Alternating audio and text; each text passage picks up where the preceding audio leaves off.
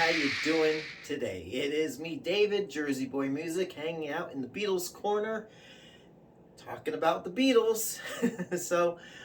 Recently, about a week ago, 2 weeks ago, the album Please Please Me, the Beatles' first long play album, LP album over here, well, not over here, it was over in England, was released in 1963.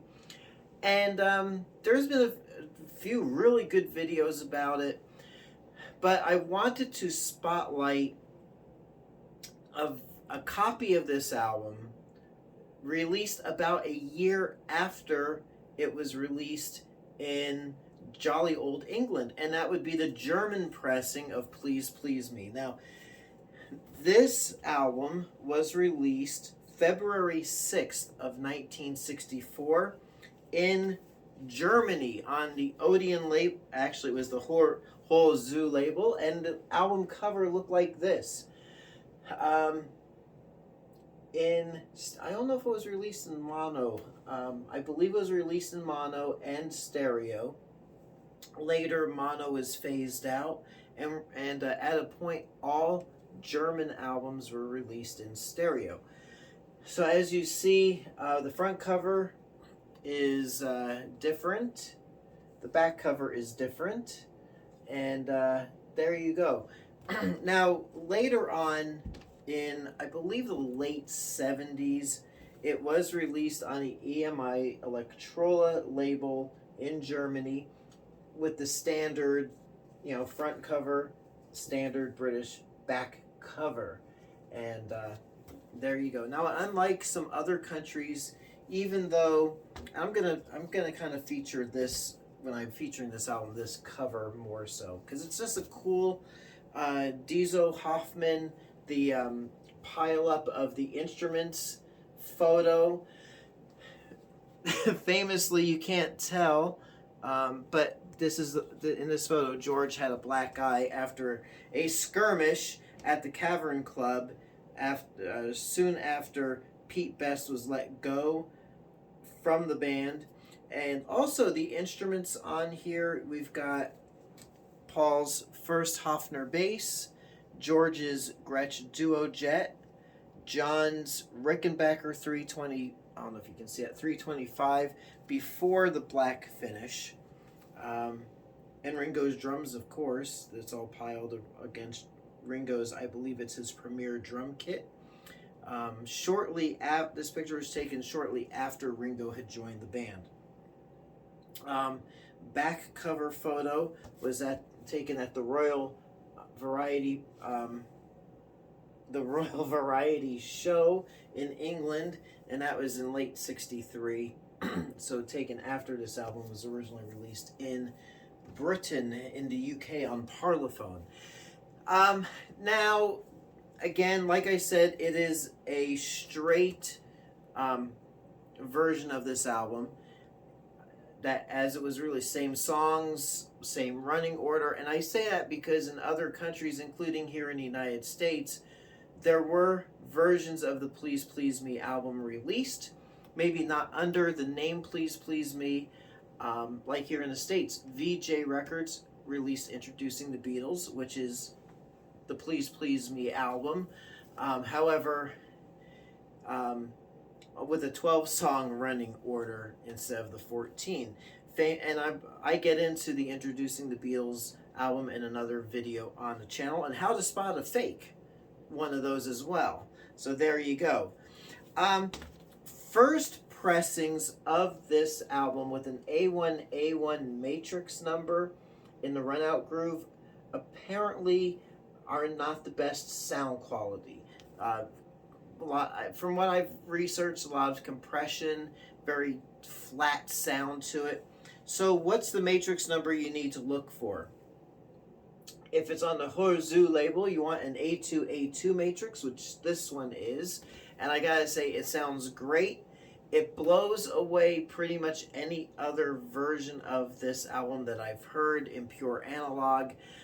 I will say I do enjoy the 2012 vinyl pressing of the 2009 digital remaster. I can't believe I'm saying that. But it's something about that remaster and that album, that version of the album. It sounds really like, how do I say it? It sounds like a live performance by the Beatles. It doesn't sound like it's a record album, like it's done in the studio. It sounds live, it has a lot of presence, but for pure analog, look for the A2 pressing. And if you happen to find the German press on the Apple, it's actually, it says EMI Electrola, but it's an Apple label on the record, and it's the same pressing or same matrix numbers. So you're gonna do well with that. Apparently, if you go to an A3 matrix on side 2, it doesn't sound as good. Or the direct metal mastering from Germany, mid 80s, doesn't sound too good as well. So look for the pure analog German A2 matrix numbers, and when I say that, it's going to be SHZE117, which is the catalog number. Then after that, on side 1, it'll say A2, and on side 2, it'll also say A2. And that's what we got here. And really great sounding, very clean, full of presence, well balanced, really great sounding version of Please Please Me, all analog, no digital tampering here. So there you go. I just want to say a little bit about this album. It is a landmark album, and famously so. Folks, reviewers, whatever, they say it was recorded in 11 hours, which for the most part is true. The Please Please Me album was recorded in the span of about 11 hours, but those are the songs for specifically the album. There are 4 songs were already recorded and had already been released as singles: Love Me Do and P.S. I Love You, and Please Please Me and Ask Me Why. Those songs are included on this on the album, but they were not recorded during that 11-hour marathon recording session. And another thing to note is that there are no true stereo mixes of Love Me Do and P.S. I Love You. It was recorded in mono, and then George Martin had to make like fake stereo duophonic mixes from that. So there you are, just a little tidbit of worthless information, because I am a cesspool of worthless information. So there you go. Please Please Me by the Beatles. I have to say, I love this cover. When you have albums from different countries that, are like the regular Beatles albums, but they have their own unique covers, it's cool to have in the collection. Even if you never play it, you got the cool cover.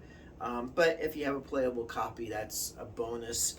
But, to me too, the Please Please Me album cover, right from the bat, the Beatles had iconic photos, iconic covers, and this, right, like I said, right off the bat, great album cover, just clean, simple, great picture of the band, and there you go. And the liner notes are cool. Just sit down with the album and read the liner notes. But of course, you can't read, unless you know German, you can't read the liner notes on the whole Zoo version because, they're in German, except for the song titles. So there you go. Please Please Me. And it pleases me to do this video. So until next time, it's me, David, coming to you from the Beatles Corner. We are collecting the Beatles 101. Till next time, I'll catch you on the flip side. Thank you so much for watching.